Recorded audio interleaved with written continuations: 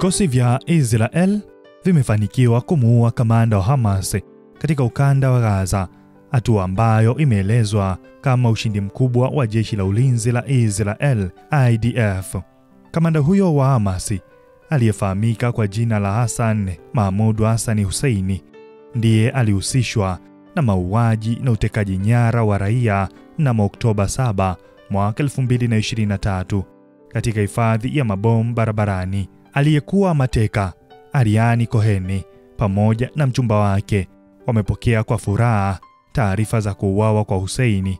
Kwenye ukurasa wake wa Instagram, mchumba wa Cohen alisema kwamba yeye ndio mtu mwenye furaha zaidi duniani kwa sasa. Aliongeza kuwa mtu aliyemkamata Ariani kutoka miongoni mwa miili ya waliouawa na kumbeba kwenye gari kama gunia la viazi sasa ameondoshwa na IDF. Taarifa kutoka jeshi la Israel zilisema kuwa Hussein alikuwa kamanda wa kikosi maalum cha Nukba, aliuawa katika shambulio la anga la hivi karibuni katika ukanda wa Gaza.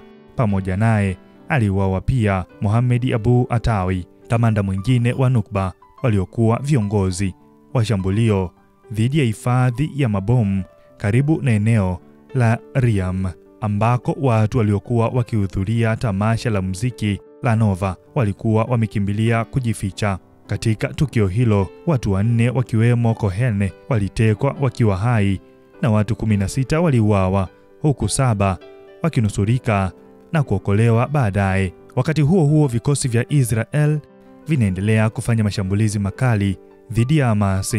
Jeshi la anga la Israel limepiga zaidi ya majengo 140 ndani ya saa 24, yakiwemo majengo yaliyotumiwa na makundi ya wapiganaji wanachama wao na miundombinu mingine ya kijeshi. Israel pia imedai kuwa vikosi vyake vimewaua wapiganaji kadhaa wa Hamas wakati operesheni inayoendelea. Hata hivyo, wizara ya afya inayoendeshwa na Hamas huko Gaza imesema kuwa Wapalestina 77 wameuawa ndani ya saa 24 zilizopita kutokana na mashambulizi ya Israel, huku operesheni ya ardhini ikiongezeka kwa lengo la kulimaliza kundi la Hamas katika jiji la Gaza. Shirika la chakula duniani WFP linakadiria kuwa kati ya watu 350,000 hadi 400,000 wamekimbia jiji la Gaza tangu mwezi huu ulipoanza, lakini Israel imesema kuwa zaidi ya watu 600,000 tayari wameondoka Gaza City. Jeshi la Israel linakadiria kuwa kulikuwa na takribani watu milioni 1 mjini humo kufikia Agosti. Israel ilianzisha mashambulizi yake katika ukanda wa Gaza takribani miaka 2 iliyopita kufuatia shambulio lililoongozwa na Hamas lililoua takribani watu 1200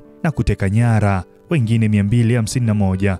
Tangu wakati huo, kwa mujibu wa mamlaka ya afya ya Gaza, vikosi vya Israel vimewaua zaidi ya Palestina 65,000 pamoja na kuwafukuza wakazi wote na kuangamiza mfumo wa afya wa eneo hilo. Hii ni BMTV Tanzania. Mimi ni Baraka Peter. Kwa heri kwa sasa, hadi wakati mwingine.